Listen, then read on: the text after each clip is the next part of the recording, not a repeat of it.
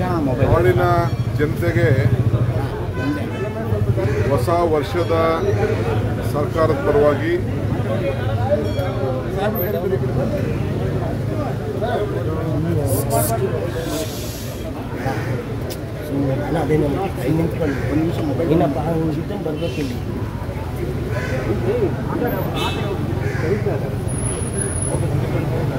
Stop ಗಲಾಟೆ ಕಂಡು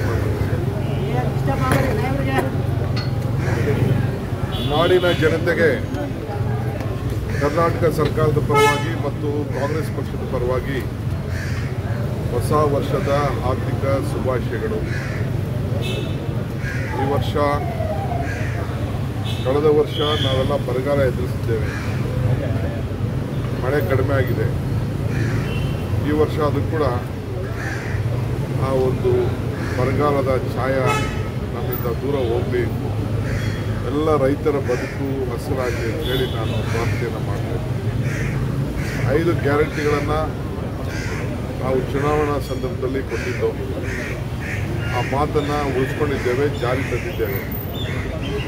ನಮ್ಮ ಮಾತು ಬಸವಣ್ಣನ ನಾಡಿನಲ್ಲಿ ಉಳಿಸ್ಕೊಂಡದಕ್ಕೆ ನಮಗೆ ಅತಿ ಹೆಚ್ಚು ಸಂತೋಷವಿದೆ.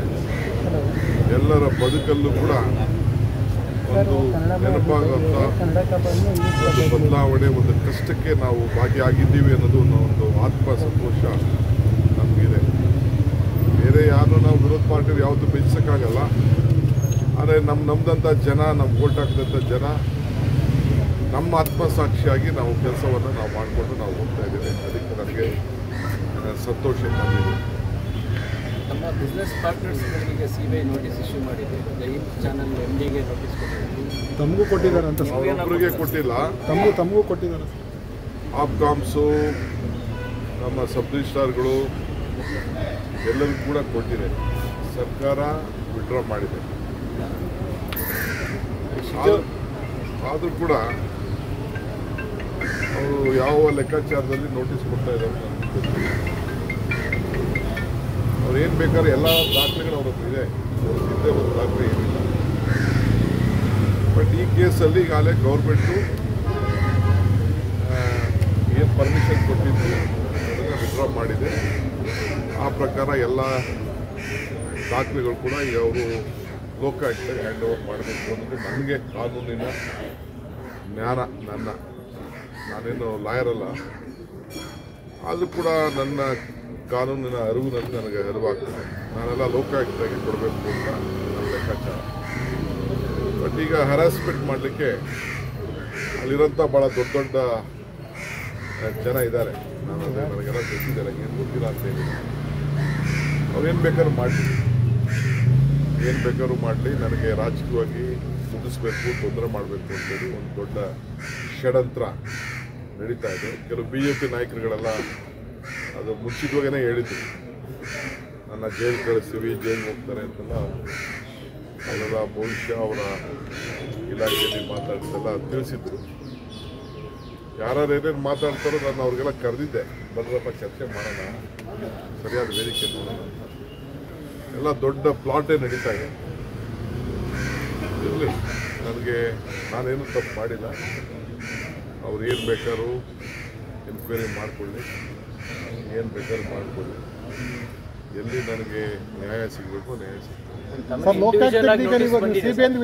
ಲೋಕಾಯುಕ್ತಕ್ಕೆ ಇನ್ಸಿಸ್ಟ್ ಮಾಡಿಲ್ಲ ಸರ್. ನನ್ನ ಸಂಸ್ಥೆಗೆ ಬಂದಿದೆ.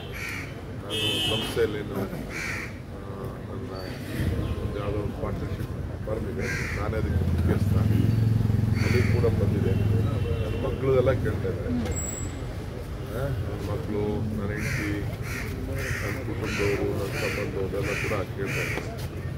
ನಮ್ಮೂರು, ನಮ್ಮ ಯಾವ್ದಾದ್ರು ಸೊಸೈಟಿಗೆ ಡೆವಲಪ್ ಆಗಿದ್ದರೆ ಅವ್ರಿಗೆಲ್ಲ ಎಲ್ಲರೂ ಕೂಡ ಕೇಳ್ತಾ ಇದ್ದಾರೆ. CBI ಸರ್ ಈಗ ಸರ್ಕಾರ ಬಂದಿಲ್ಲ, ಸಂಸ್ಥೆ ಮೂಲಕ ಬಂದಿದೆ.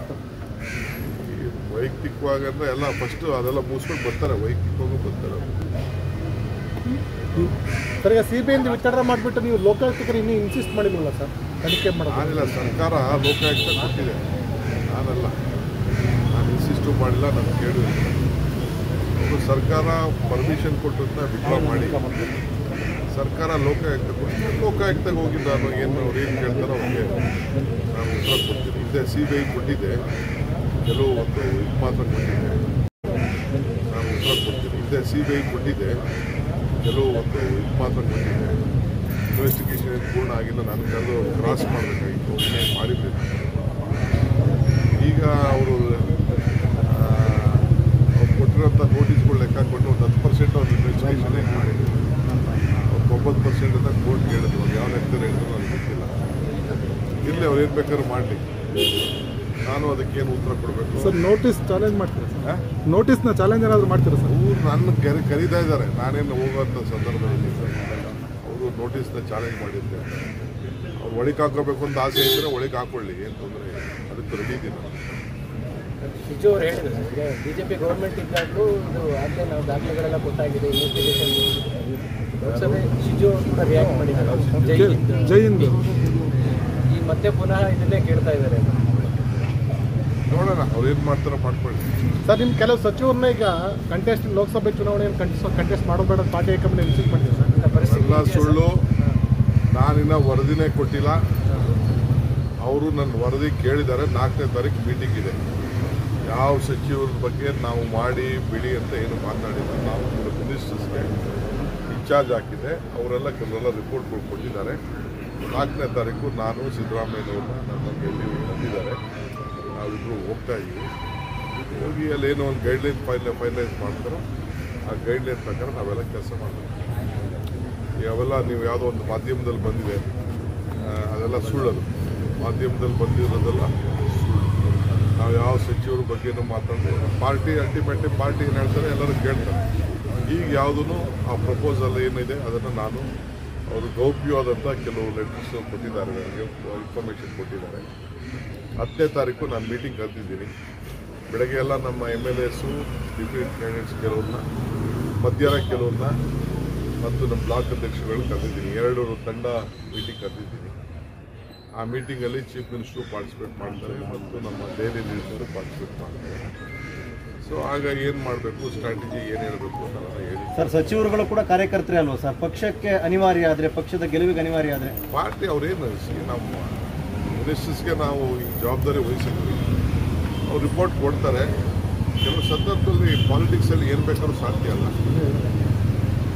ಯಾರು ಬೇಕಾದ್ರೂ ಕೆಲವು ನಿಲ್ಲಬೇಕಾದಂಥ ಪರಿಸ್ಥಿತಿ ಬರಬಹುದು, ಬರದೇ ಇರಬಹುದು. ಪಾರ್ಟಿ ಕ್ಯಾಂಡಿಡೇಟ್ಗಳು ಕೊಡ್ತಾ ಇದ್ದಾನೆ ಕೊರತೆ ಇದೆ ಕಾಂಗ್ರೆಸ್ಗೆ. ಎಲ್ಲ ಸುಳ್ಳು. ಕ್ಯಾಂಡಿಡೇಟ್ಗಳಿಗೆ ಕೊರತೆ ಏನೂ ಇಲ್ಲ. ಕ್ಯಾಂಡಿಡೇಟ್ಗಳು ಬೇಕಾದಷ್ಟು ಜನ ಇದ್ದಾರೆ, ಎಕ್ಸಸ್ಸೇ ಇದ್ದಾರೆ. ಒಂದೊಂದು ಕಡೆ 8, 10, 5, 3, 4 ಜನ ಕೇಳ್ತಾ ಇದ್ದಾರೆ. ಅವ್ರು ಕೇಳೋದು ಮುಖ್ಯ ಅಲ್ಲ ನಮಗೆ. ನಾವು ಪಾರ್ಟಿಯಿಂದ ಯಾರು ಫೀಲ್ಡ್ ಮಾಡ್ತೀವಿ. ಸರ್, ಯಾವಾಗ ಬರಕ್ಕೆ ಹೇಳಿದ್ದಾರೆ ಸರ್? ಹೆಚ್ಚಿನ ವಿಡಿಯೋಗಳಿಗೆ ಪ್ರತಿಧ್ವನಿ ಯೂಟ್ಯೂಬ್ ಚಾನೆಲ್ ಸಬ್ಸ್ಕ್ರೈಬ್ ಮಾಡಿ, ಬೆಲ್ ಐಕಾನ್ ಕ್ಲಿಕ್ ಮಾಡಿ.